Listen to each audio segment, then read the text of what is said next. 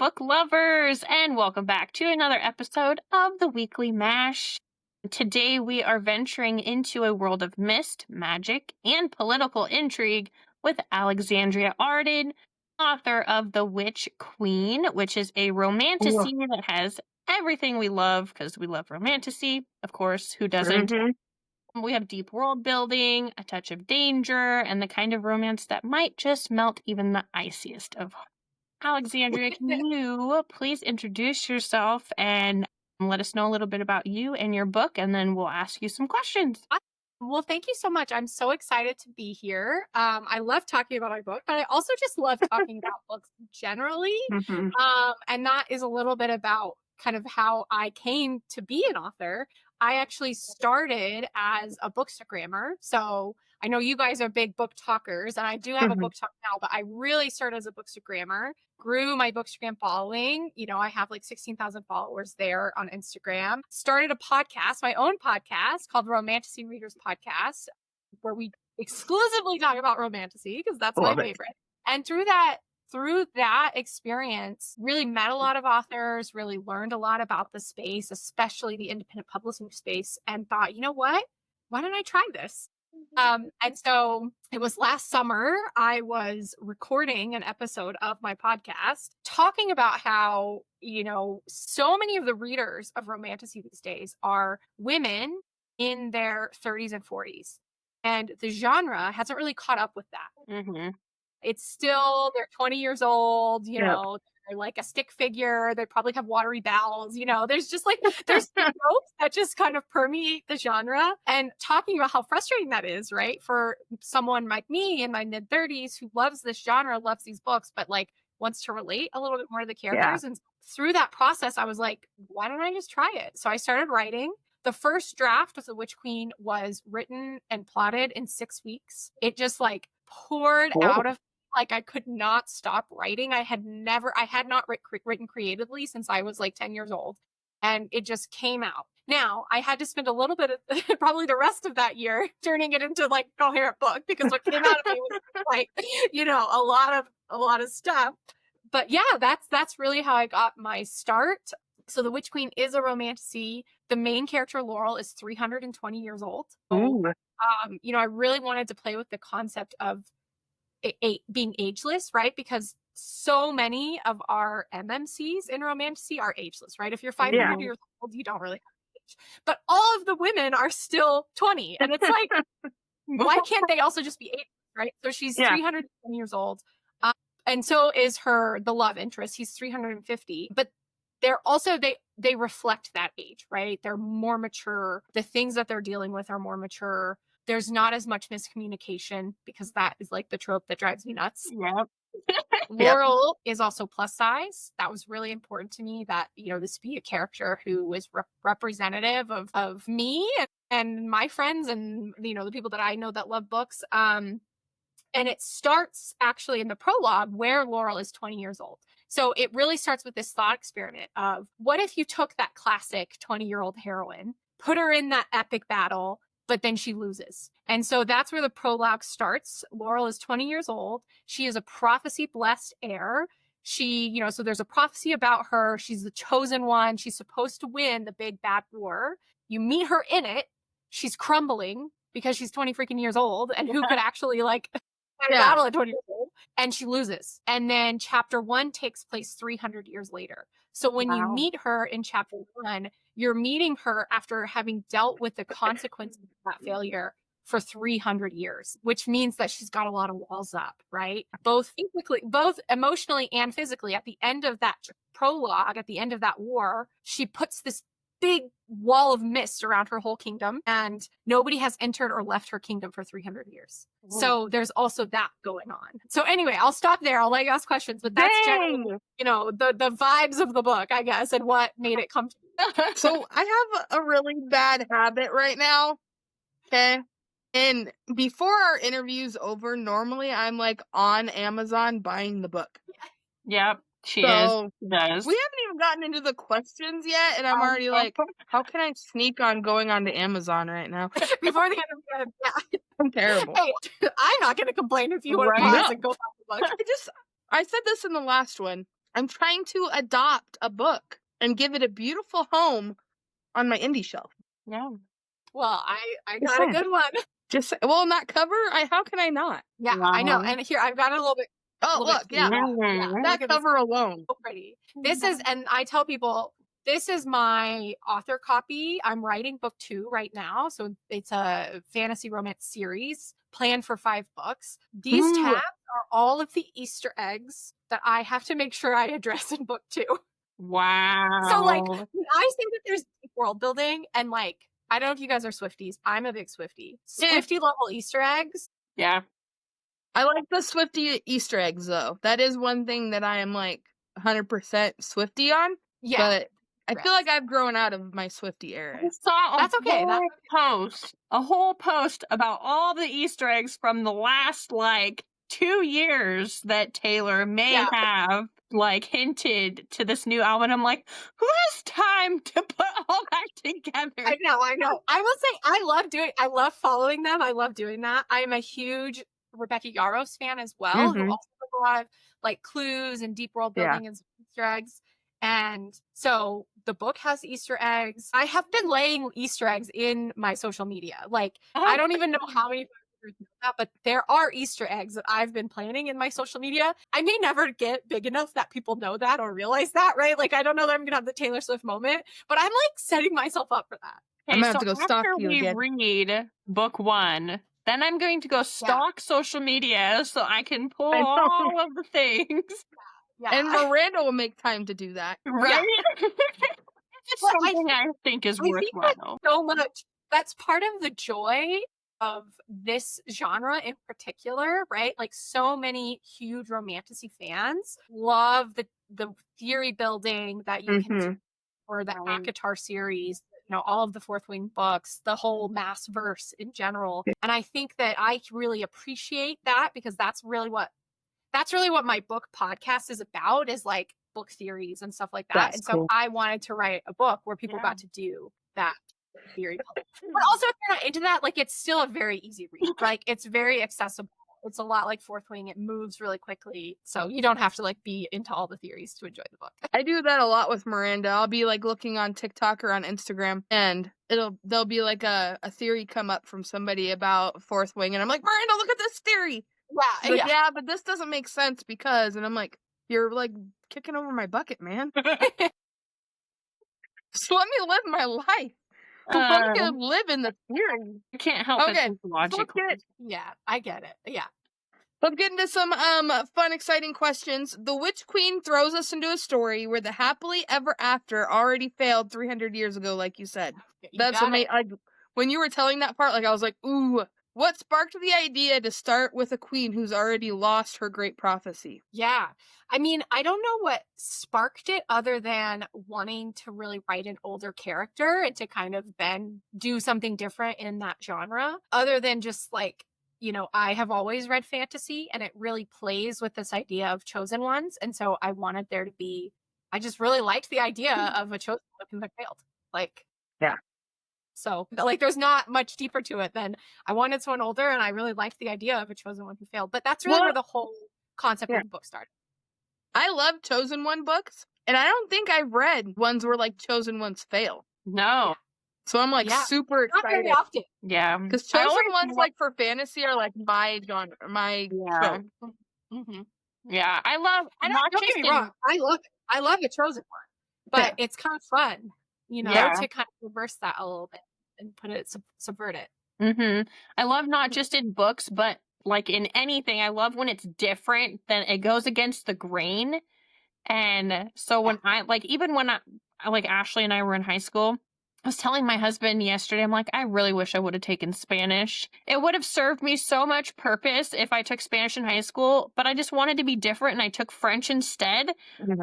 But I can't use French. Like, I could have used Spanish so much more.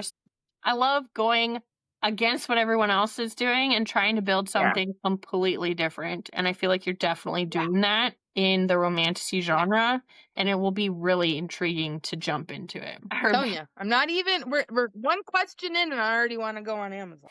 Yeah, right? When you were building Laurel's character, Was she always going to be this dark, reclusive, mist-shrouded queen, or did you start out different in the earlier drafts? Yeah, Laurel, more than any character, was very clear in my mind who she was, and she really stayed that way from the beginning. And so part of the challenge with Laurel was just making sure that I was executing on her vision of her while still making her likable, mature, and a character that people wanted to root for, right? Because it's really easy to have this like morally gray, very closed off, walled off character be something that people and readers don't like. So, I think I pulled it off, but people have different opinions. But yeah, so she was kind of always this reclusive person. The title of the book and the name, The Witch Queen, was always there from the beginning in the conception of her. And I really did want to play with the concept of vilification, right? I mean, for hundreds of years, thousands of years, we've labeled women in particular who are different or more powerful or who have found their voice as a witch, right? And so I did really want to play with that idea in the pseudonym that she's given. So I like it. I like it. Yeah. We love a morally complex ruler. If you had to sum up Laurel in 3 words, what would it be? I'm so bad at these questions. I'm very verbose, if you can't tell. Let's see. Damaged, right? She's a damaged character, and she needs to grow from that. Vulnerable. I think even though she is damaged and she puts a lot of walls up, she's a very, very vulnerable character. And when she lets her walls down, she's super willing to engage in that vulnerability. And honestly, like, badass. Like, she's a badass. She's, she's the strongest fae to ever live, and has her, like, when you meet her, there also is no, like, oh, she has to train her power. No, like, she knows how to use her power. She uses it to torture people, and yes, there's a lot of gore that she likes. A woman. Yeah. I love reading and having women that are strong and like independent, and they just take everything on, and I'm like, yes, you are amazing. I love having that moment where you're like, yeah, I love this character. Yeah. Yeah. Your blurb that you provided us, it hints at epic world building. We have 4 kingdoms. There's the political intrigue, high stakes alliances. What came first for you? Was it the romance or the sprawling political backdrop? Oh, that's a really good question. I think it's kind of all a blur because it happened in like 6 weeks. But I think that the character of Laurel was very clear for me. And then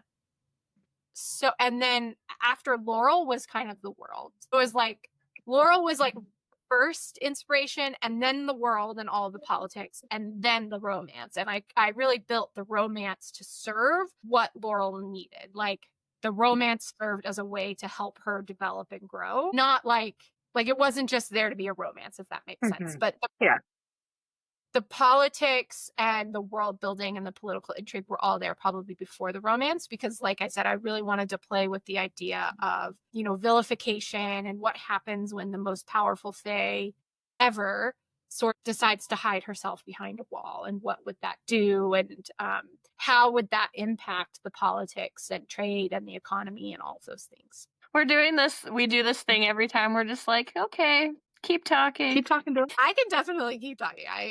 We love it. Somebody asked us if we were getting bored, and we're like, no, we're super intrigued. We just want everybody to keep talking to us for hours. But you be our audiobook narrator. Right? Because we'll listen to you again. If the Witch Queen had a travel brochure for the 4 kingdoms, which place would you personally vacation in, and which one would you warn us to avoid? Absolutely avoid. Oh, that is such a great question. I've not been asked that. So definitely vacationing in Delsar, which is kind of like, there's like 4 kingdoms, kind of like 1, 2, 3, 4. This one's like down over here. In my head, it's like so clear. It's like the white cliffs and like that you see of like Greece.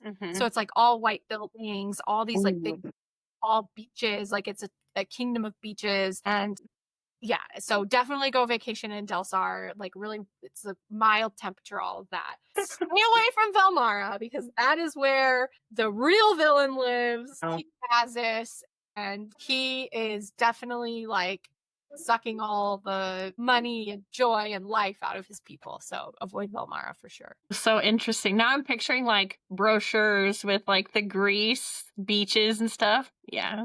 I know. Honestly, that's a great like social media post idea. I That might have to is. do that because indie authors are like All always looking yours. for ideas to market the books. It's like every day I'm like, what do I post? Yeah. I Well, we'll look forward to that post later on.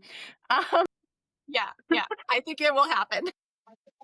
The mist around Laurel's home, it feels like it's almost a character in itself. Can you tell us more about how that came to be and what it represents in your world? I can tell you a little bit about it, but I can also say that the mist is really important and you'll learn more about it in the future. So I won't reveal everything. It definitely has a sentience to it. There's moments where Laurel is sort of interacting with the mist in an early stages and almost in like a playful way, but as it's there talking to her. It is definitely a reflection of her magic, and that's really all I can say. Because it's a really big clue. We'll take it. Yeah.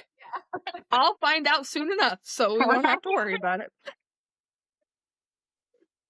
Hawthorne, light magic, charming, and total bachelor. Mm-hmm. I gotta say, just the name itself is like versus Laurel, who's dark magic and guarded. Was the enemies to allies tension as fun to write as it sounds? Oh yeah.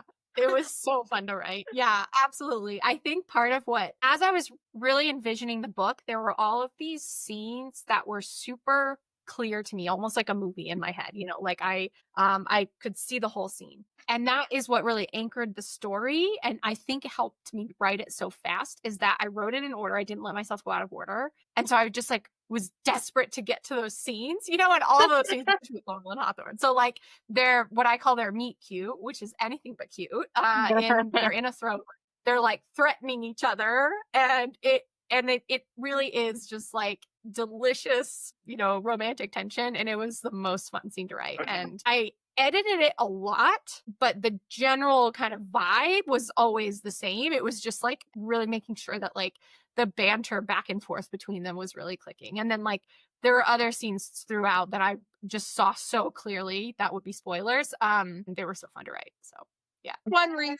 So we also have another joke. I know we're full of jokes on like all these reasons why Ashley would make a terrible author. But I'll tell you what, I think that is the first thing that I'd be good at doing is like the banter and the tension and like keeping them apart and then like slamming them in together. Yeah, you're pretty good at snark. I think that would work well for you. Yeah.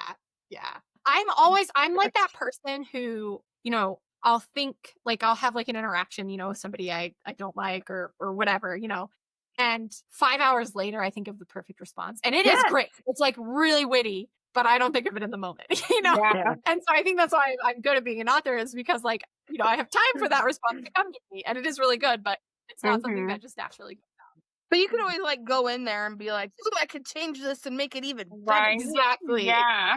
That's why I edited and tinkered with that scene so much. Because I just kept thinking of better ways that they could like shoot barbs at each other. That's so fun.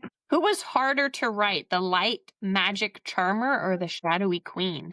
I think that Laurel was harder to write because, again, like that balance of who she is so important because you don't want her to be unlikable. You also have to meet her at a place where she has growth, right? Like that's the hard part is like writing her in a way where she has enough flaws that she can grow from them, but then like you still don't just like hate her at the beginning. So she was definitely harder. The difficult thing about Hawthorne was not like I always knew who he was because he was really conceived as like what's the perfect match for Laurel. But for him, in the first draft, he didn't have a lot of like an inner life. And so he came across in early drafts as being very shallow. And that was the thing that I had to like really early on make sure I was showing that even though when you meet him initially, he's this like flirt and charming and winking at everybody and smirking, that I needed to show that there was like some inner depth, So there's a couple scenes early on where like he thinks about his mom and like he's a mama's boy. And so, you get those glimpses that there is a lot more underneath the winks and the grins and all of that. I might have a new book boyfriend. Oh my goodness. He's a good one. He's a good book boyfriend. I change my book boyfriends a lot. You do. Yeah, it's, what I like to say is it's definitely a why choose for me and with my book boyfriends, like they're all my book boyfriends. Which one am I feeling at the minute though? at the moment. Yeah. What I'm trying to say. Up to you, I guess. I don't know. I have them all at the same time. I don't know. If Laurel and Hawthorne had a first date in our modern world, where do you think it would be, and would it end in sparks or disaster? You guys have like the best questions. Like, honestly, these are really good questions. Where would they go in the modern world? I think, I mean, they go on a first date in the book, and they go to like a little, I don't know, a family-run restaurant, essentially. I think they would probably do like a coffee shop date, you know? And I think sparks would still fly. I really do. I think that they're pretty well matched for each other. And even though they have like a lot of like verbal sparring, I think that they also both secretly kind of like that, you know? So even if they were like, if it wasn't like totally hitting it off, I think they would still be like, I like, there's something about that girl I liked. Yeah. My husband and I's love language is like snarkiness. Yeah. By each other, and we're like, will you get out of my way, God? You know, and like we're constantly on each other all the time. And my dad the other day was like, why can't you guys just be nice to each other? And we're like, we are. This is our love language. This is our love language. Yeah. I know. It's just the way you are. My husband would really like to, like, we play board games, you know, we really like to have like that friendly competition. And so I think a lot of that bled into Laurel and Hawthorne for sure. Awesome. Let's see. Your story blends adult fantasy romance with political intrigue, like we've talked about, but it has multiple romance plot lines. How do you keep all of the threads balanced without losing the heart of the romance? That's a really good question, and one that I'm really, really dealing with right now as I'm writing book 2, because in book 1, there are 2 romance plot lines, but one of them is definitely minor, right? Because it's closed door, so it doesn't give you spice, because I just felt like I couldn't really do Laurel and Hawthorne's romance and spice justice if I had a whole other set of spicy chapters. So the romance plotline in this book, the secondary one, is closed door. But in book 2, now that we've got that core kind of like romance between Laurel and Hawthorne established, other characters will start to have open door spiciness, and there's 2 additional romance plotlines that I'm adding that, you know, I don't know how it's going to work out yet. I'm still in the process of it. I'm trying to figure out how to balance it, but we'll see, you know, how things come out in the editing process. But definitely have to think about that, you know, because the inclination is just to be like, all the spice forever. Yeah. Like, everybody gets 6 chapters of spice, but you can't always do that, you know, and like not, I'm sure readers would be into it, honestly. Like, I'm sure people would be like, yeah, I'm into this, but I also wanted to balance it. So, well, you have 5 books. A lot of bonus chapters in the future, you know, so that people spicy scenes. Oh, I'm excited. What's your writing process like? I know you kind of said that like you have a little bit of a process. Are you more of a plot everything down to the last dagger, or let's see where the magic takes me type? Definitely a let's see where the magic takes me, which is why I'm always like, yeah, I don't know, we'll see how that turns out. Like, this was true of book 1, and it's turning out to be true for book 2. So it's not like I've only written one book in its entirety, so I can't say for sure, but it really, there are these like anchor scenes for me, so like things that I see really clearly. And so a lot of it, and then I have a general sense of the story, right? I know how all 5 books of the story end. You know, I know what the big twists are. I know all of that. And I generally know, like, this is like, these characters are going to end up together. This is the conflict, like all of that. But when it comes to like the scenes and things like that, like as they evolve, it's definitely very much like, let it happen. And in fact, there's a character that is beloved in book 1, and I had a very specific romance in mind for him. And as I was writing book 2, there was another character that the banter between him and this other character was just like off the charts. And I was like, wait a minute, are these 2 together? You know what I mean? And then as soon as I made the decision that those 2 characters would be together, I realized that even in book 1, without it being in my head that these 2 characters were going to be together, there was foreshadowing for it. That kind of blew my mind. I was like, wow, that just kind of happened. So I definitely like try to save room for things to just emerge. And in fact, the secondary romance in book 1 was never supposed to happen either. It wasn't intended, and then it just kind of happened. So yeah, I try to let the characters tell me a little bit who they are. I love it when people just let the characters like run their lives. I know. That's me. It's like I feel sometimes like they're real people, and I'm just kind of like listening to their story. Something that's kind of interesting, and I never understood, and I don't know why I'm talking about this, but my middle daughter does not read at all. Like, if she has to read a book, she will, like, for school. Yeah. But I sat down with her one day, and I'm like, why don't you like reading? And she's like, I don't know. And I just, like, talking to her about it, like, I love that when I'm reading a book, like, I'm playing it as a movie in my head, and she goes, you do that? And I'm like, well, what do you mean? She goes, if I'm reading a book, like, my mind's blank. I'm like, what? Yeah, She's like, that's yeah. like And I'm a like, real thing. There's people it's about 50-50 actually in the population. About 50% of us can really see the book as we're reading it, and 50% of us don't. Mhm. And often the people who aren't big readers, especially people who don't like fantasy, are often people who can't see it. And the people who love fantasy are the people who can see it. And that makes sense. Like, you know, if you can see all of the cool castles and stuff, like, it's way more interesting. Totally. But it was just weird to me. Like, it how is do you very not? interesting. Yeah, it is really interesting. My I'm other so glad. two are huge readers. Because when I'm reading, it's like I'm not really reading. I'm, you know, like, I'm Right? seeing it as Yeah. I have.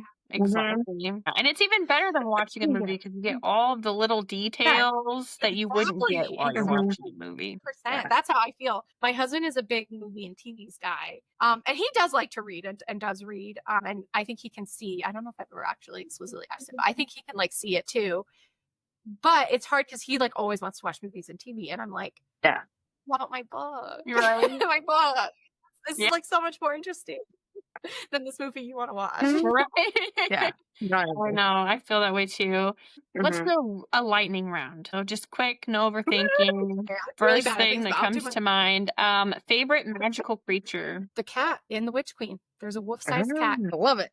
Go-to coffee or tea order while writing. Iced coffee all the time, every time. I don't drink anything else. Iced coffee is exactly what I want to drink. This is why we're friends. Yeah. What's more fun to write, the banter or the steamy scenes? The banter. Yeah, I agree. More intellectually stimulating. Mm-hmm. Yeah. If your book had a theme song, what would it be? It has a theme song. I have a play. Sorry, I'm going to be not a lightning round. There's a playlist for the book, and there's a song for every single chapter. I love those. So like, and the song is either an Easter egg, so a clue, or it's like insight into the character, or it just kind of gives you the vibes, and you have to figure out what it's doing. And then there's one extra song. Then there are a number of chapters because there's one song that I say is just like there to help you process, but it is "My Heart Is Broken" by Evanescence. So if that tells you. And so love it. When you are reading, do you prefer paperback, hardcover, or ebook? Ebook all the way. These are trophies for the ebooks that I've read. Yeah. Agree. Miranda's an ebooker. I am. I have it on all like if I have a physical book and I'm reading it, I also have it on my Kindle and I also have it on audio. I often do switching between ebook and audio for sure. Though I typically always have one ebook and one audiobook that I'm doing at any given time, and they don't like they're separate, but I don't read physical books. Like at all. Not since I was a teenager. I haven't read physical books. Yeah, not since I got my Kindle. Basically, it's like once I got my Kindle, I was like, I'm so much easier. I'm not going back from it. Yeah. I'm just like, give it all to me. Give it all. Team ebook. Love it. Well, Alexandria, that was all we have. We're so excited you were here. Thank you so much. It's been such a magical and fun chat. The Queen Witch is available now, so go get it. Book 2 is in the works. Yes. And we're going to link everything below. That is, what? You said it backwards. You did. You said the Queen Witch. Did I? You said Queen Witch. Oh my gosh. That's so okay. Sorry. Miranda, edit that out. No.